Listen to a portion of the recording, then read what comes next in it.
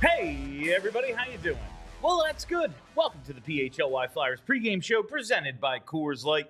Visit CoorsLight.com/PHLY Hockey to get Coors Light delivered or to find a store near you. My name's Bill Matz. I'm your director of fun and games for the evening. Joining me tonight, it's the star of the Anthony Gargano show and like 3 other shows here. Glad you could make some time for us tonight, JP. It is JP Zapata. How you doing tonight, my friend? Well, Bill, it's been a wild day here in Philadelphia, and there's nothing else better I'd rather do than talk Flyers, who've been a crazy mess as well. But we got Tampa tonight, boys. Yeah, and girls. The Flyers have flat out sucked recently. They are in dead last place tonight. They take on the Tampa Bay Lightning. That's right. And they will be without Matvei Michkov. We knew they'd be without Sam Ersson.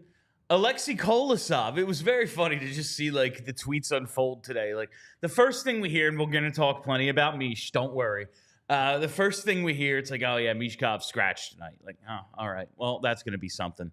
And then all of a sudden, let me see. It was 11:40. We all knew this was going to happen eventually, right, Bill? Oh yeah. 11:45 a.m. Charlie tweets. And now Kolosov is leaving the ice early after speaking with the trainers. Looked like he was trying to stretch something out in the tunnel, but it doesn't look like he's coming back. Later this afternoon, Emily Kaplan tweeted like, "Oh, if the Flyers might be in an e-bug situation, emergency backup goalie Kolosov tweaks something in the morning skate. Fedotov will start, and they'll have to go with." Just some local dude who's backed up a couple of times because that's how it works in hockey. Like you own pads? Guess what? You're in the NHL. Congratulations, sir. So that's going to be the situation tonight. Charlie confirmed it at around 6 o'clock this evening. Kolosov is indeed unavailable tonight in goal. They signed Kyle Conan to an amateur tryout, presumably to be the backup goalie tonight to Ivan Fedotov. Conan is the e-bug in Tampa. He's backed up twice in the NHL in similar situations. So that's where we are. It's Ivan Fedotov and some dude who owns pads from Tampa Bay.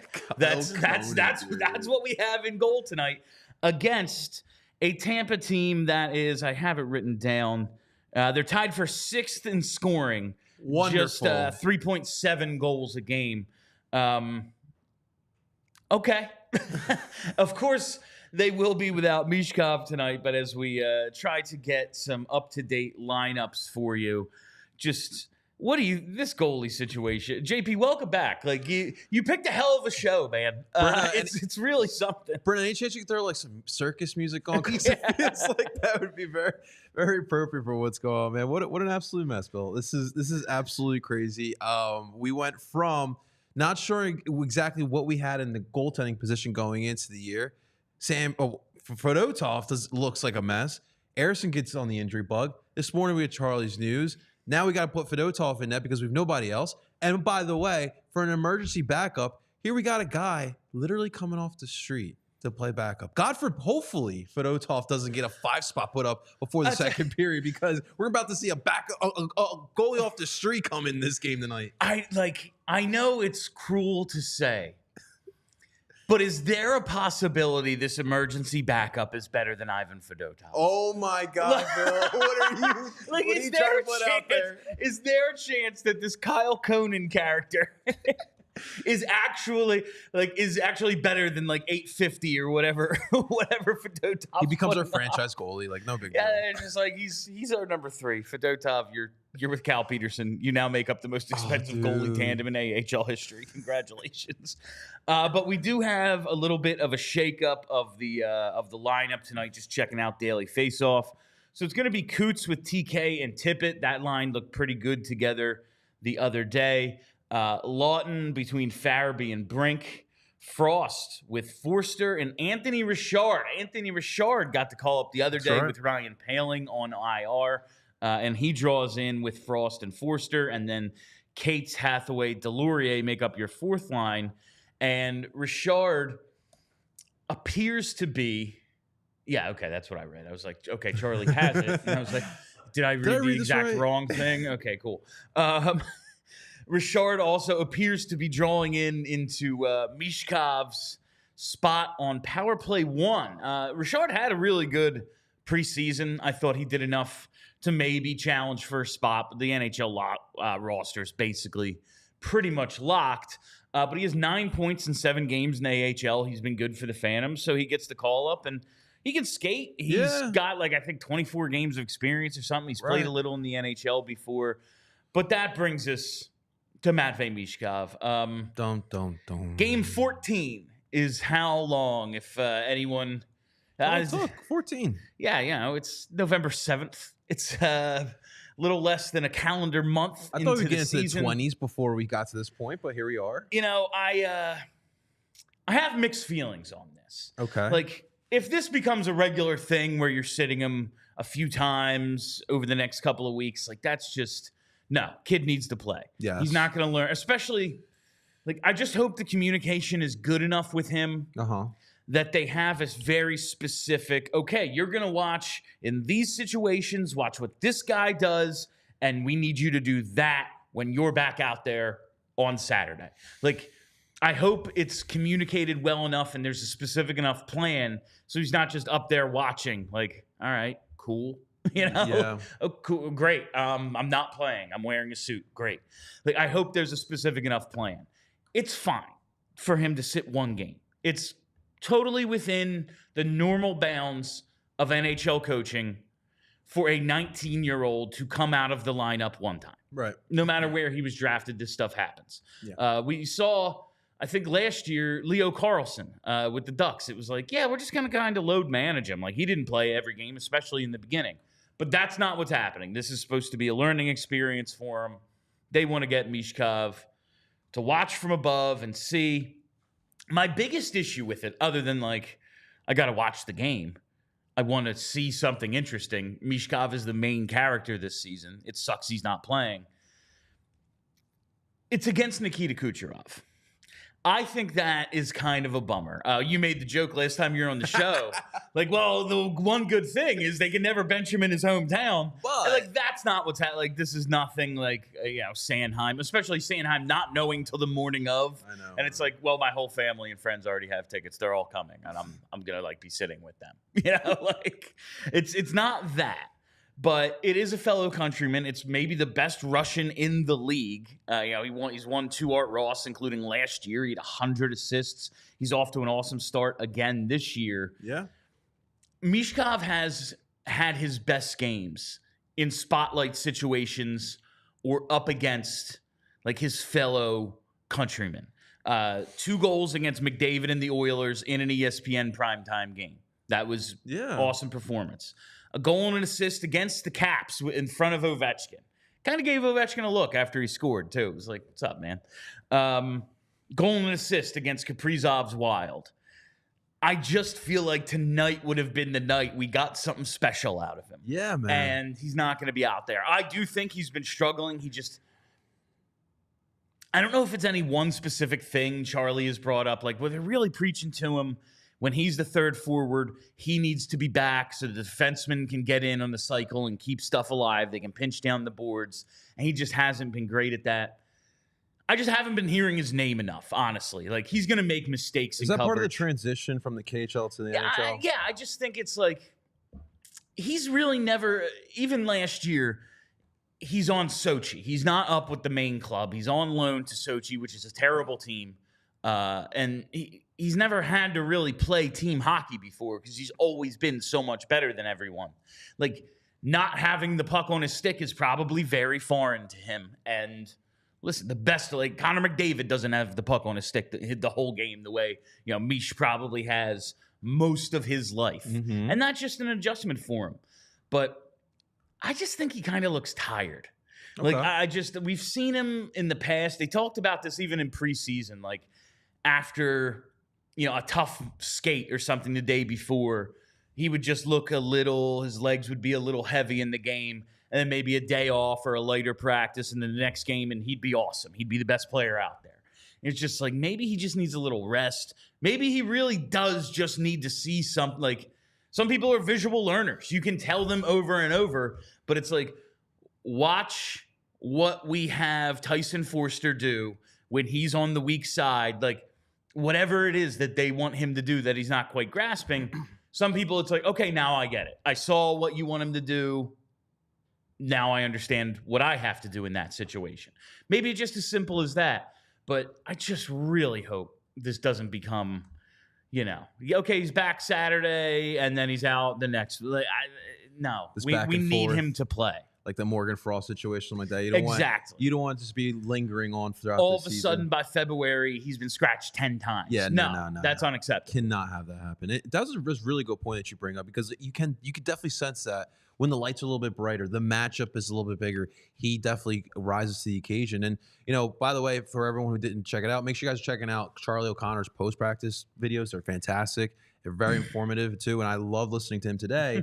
Kind of talking about explaining the reasoning for the sitting. And he brought up as well, seeing from a different angle can be helpful for a young player. But that's the one thing I did think about, Bill, is that like not every player is the same. Everyone is a different type of learner. And for Michkov, you have to figure out what kind of learner is he. Is sitting him and putting him up in the suite, seeing it from a different angle, will that benefit for him? Because I feel like you talked about it. Michkov's the type of player, when he's out on the ice and the lights are on, he's ready to go. This is an adjustment period. He's going from a different league. He's obviously playing with men now too. So like it's all an adjustment for Michkov. And so like we'll see. We'll see how this does play out. But I agree with you, man. This cannot be a lingering thing throughout the year. Yeah, as long as this is exactly what they say it is, this is for him to learn. It's not as much of a punishment as it just is like, all right, we need to figure out a way to get this through to you. Maybe this is the way. And again, I just hope the communication is strong enough that like he understands the reasoning behind it, that they're able to like explain to him, listen, we don't think you're bad. We're not mad at you. We just are trying to like teach you something, and we think this is a way to get you to understand what we're trying to teach you. Like the interpreter situation with Zamula, and then it was like, yeah, Zamula's got enough of his own problems. We got to figure something else out. I just hope they have a strong enough, whatever the interpreter, whatever the communication situation is, like a strong enough way to get this across so that it doesn't become regular, so that he does learn it. Because this kid, we've talked about his hockey IQ since they drafted him. He's a hockey genius. He should be able to figure this out and figure it out pretty quickly, whatever the thing or things are. Like, I don't think it's going to take him 2 weeks to, okay, now, like, yeah. No, I think he'll go, all right, I got it. These situations are intriguing because when I look at them individually, like whether it be Sanheim, Forrester, Frost, or Brink, whatever, maybe now Michkov, like I look at kind of the reaction after, and I have to expect that a young player who's in the NHL, nobody wants to get scratched, a healthy scratch, man. Everyone wants to play. These are all competitors out there. So it is intriguing because like I look at maybe like Sanheim, I do feel like his game has taken some strides since he's gotten some benchings. Bobby Brink and Tyson Forster as well, but I think it's just an initial like getting over like the fact that, okay, I'm scratched. Let me take this lesson here and let me go out there and put that lessons to work there, and we'll see with Michkov, man. And as much as like, listen, Michkov is our guy, and we just want him to play. This is a nice little test for him. Like, all right, man, how are you going to respond? Because John Tortorella, I don't think this is, the like mental warfare that coaches and players can sometimes engage in. Like, I don't think it's that. But how is he going to take it, and is he going to respond the right way? Like, it is some just good adversity for him to deal with and learn from, and kind of, listen, John Tortorella is here to make men out of boys. Yeah. Like, that is his job, to find out who has it and who doesn't. This is a good early test for Mish. Like, this is something I bet he's not happy. Like, no matter what the explanation is, no matter how well they've explained it to it, like, he can't like it. We know how much the guy likes to play. Like, he gets over here, 2 hours, whatever, car ride from New York. He's got to meet with the media. He's, can I just go skate? Can I shoot some pucks? Like, he wants to play hockey. So if you want to keep playing hockey and play, like, listen, he's been benched a couple of times for short periods. There was that first period a couple games ago. There was most of the last third period. He's still second in the league rookie ice time per game. And Lane Hudson is first, the defenseman. Like, defensemen just play more than forwards. That's what happens. He's still getting a ton of ice time, especially for a 19-year-old. But he's going to want more. Maybe this is a way to motivate him to go to the next level, even though it is only 14 games into his career. Yeah, man. I'm sure the fan base is loving this as well. Thank God they did this on the road. Yeah, right. Like, if you do this at home. Oh, my God. I know it was the big controversy, and with the Marcus Hayes article, like, the Sixers should refund the fans for games Embiid doesn't play. It's honestly, if Mish doesn't play, the fans should get something in a home game. For sure. Like, at least they're doing this on the road, and they're doing it in the middle of this road trip. Like, all right, cool. I don't love that it's against Kucherov. Like, just because I thought we might get the best Mish performance we've had in a couple of weeks. I thought he maybe does elevate his game a little bit in this situation. But it's not to be. There will be no Matvei Michkov tonight. Man, thank God it's not at home. Really, that's what it comes down to, because people would be rightfully upset. Listen, it's about team building. It's absolutely about developing, what's probably going to be the best player on your team when you do turn the corner. But it is the entertainment business as well. It is a business. You want people to come. Like, it's also, I don't think the things are related, but it is a little funny. When I got here, JP's just like, "Hey man, you have Hulu? Because we gotta watch the game tonight." It's a little funny that this is happening in a game that Comcast has no vested interest in, because it's not on NBC Sports. Bill, you're on it. It's a Disney game. Like, it's on Hulu and ESPN, and I just find that a little bit funny. Like, not that I think, like, listen, the ads are already sold and everything. I find that part funny. So they're just as giving well. the old screw you to the Disney. Just like, this game's not even on NBC Sports Philly. Like, no, I don't think Dan Hilferty got the call from Mr. Comcast and passed word down like, "Hey, if you want to bench your best player, tonight's the night to do it." I just find it ironic is all. Perfect timing. Hopefully, Matvei Michkov is back in the lineup for Saturday's game in Sunrise against the defending champion Florida Panthers. Whether he is or isn't, you can come check it out with us at Screwballs in King of Prussia. You're going to want to come on out. Make sure you go to allphly.com right now to get tickets for this. What does a ticket get you? Listen, no one's going to deny you entry without a ticket, but you will not be entered into this raffle, which includes, there's going to be a lot of giveaways. If you've been to any of our live events before, you know the giveaways are outstanding. There's going to be a raffle for Flyers Golden Night tickets in a club suite. Loaded onto those tickets, $30 in concession credits. That's right. That's a hell of a prize that you are entered to win for just $10 and 2 complimentary Coors Lights. So we're going to choose chill. Perhaps everyone needs to choose chill with this Matvei Michkov scratching. But hopefully you come on out to Screwballs this Saturday night, the 9th. Flyers, Panthers, starting at 5:30. We're going to have a live pregame, live postgame. We're going to be drinking Coors Lights. We're going to have a good time. And hopefully we will be watching the Mad Russian together because, again, from a pure entertainment standpoint, I did think the Carolina game was at least entertaining. Yeah, the first period, some good back and forth action. They scored some goals throughout the game. I want to tip it with a rocket. The pace of the game was much more entertaining than the Flyers have been playing. But without Michkov, like, there's not a ton of reason to tune in. The Flyers are in dead last place right now. They have their third-string goalie who stinks starting tonight.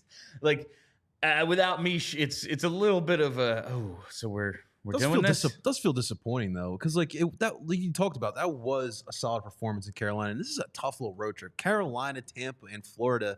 And then here we go into tonight. You know, we have Fedotov with the tryout goalie, right? And then you have Michkov benched here. it doesn't sound fun. No, it was funny during the last broadcast. Bush and JJ were just talking like, hey man, back when Bush was playing, the Carolina, Florida, like this Tampa, the southeastern road trip was like, yeah, you get some golf Atlanta in. probably in there yeah, too. like you get some golf in, you have a good little time, Not probably anymore. win at least 2 or 3. And now it's like, this is like the toughest trip you can go on. This is one of the hardest trips in the league.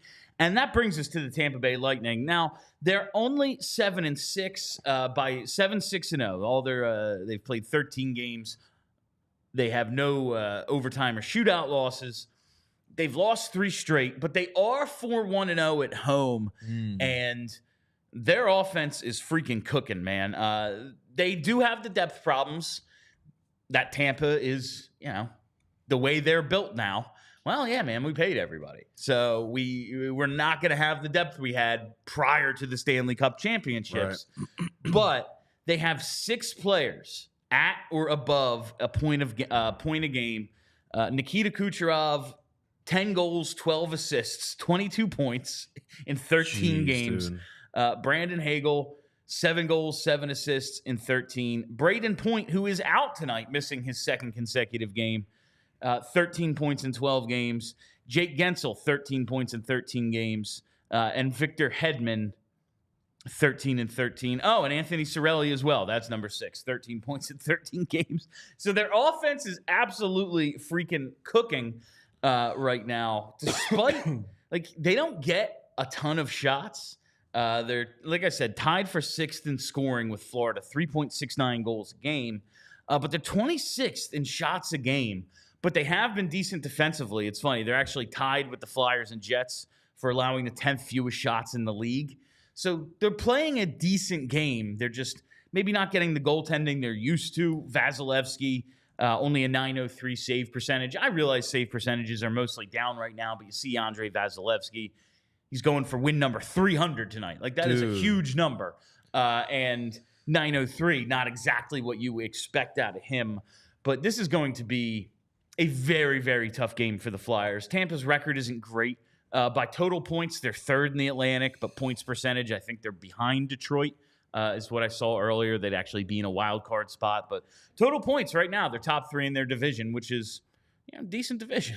Yeah, I mean, it's never easy playing Tampa Bay. I mean, they're on a 3-game losing streak, and you still don't feel comfortable. And a big reason why is, that goalie position is a little bit of a question mark. It should be ironic because Fedotov, a big goalie, maybe learn something from Vasilevsky. And Tampa Bay's also like the team of the tall goalies. They had Ben Bishop too. They like their taller guys down there. But no, I mean, I'm just concerned because, I mean, we talked about the depth, but they still have some top end talent down there, and it will be weird seeing them without Steven Stamkos. But yeah, I mean, if they're gonna pepper shots at Fedotov, I don't feel confident here tonight on our chances, man. I joked about this against Carolina because we're just like looking at everything Carolina does. Like, all right, they get a ton of shots. They're 5th in the league in scoring. They don't give up anything. So I'm expecting the Flyers to lose 4-1. So they'll probably win 5-1. And they didn't quite pull that one out. They did play a much tighter game thanks to some, honestly, a high shooting percentage because they only had 6 shots in the final 40 minutes of that game. Despite it being fairly entertaining, Pyotr Kochetkov giving up a goal 1 out of every 4 shots certainly helps. I don't expect that sort of performance out of Vasilevsky tonight, even if he's not having his best season. Right. But this would be the ultimate. Yeah, we stole one. Like, this is so much. All right, I've written them off entirely in this one. Like, they don't have Michkov. Fedotov's in net. This whole thing, it looks like it could be unraveling quickly for the Flyers. Yeah, man, we just went to Tampa and beat them. Like, I think that is very much on the table tonight. But in all likelihood, no. If we win tonight, this has Tampa win written all over it. I mean, if we win tonight, is it like TK or tip it go off? Like, what would be the storyline? Well, that's the thing is, TK had a 4-point night against Carolina. He looked good, man. They lose 6-4. Like, I just really don't see a path for them to win this game. But maybe Anthony Richard gives them a spark. Maybe he's got the rocket up his ass tonight because he's getting his NHL call up. Who the hell knows, man? That's a great term. Yeah, it's I do want to go back to the lineup for a second. All right.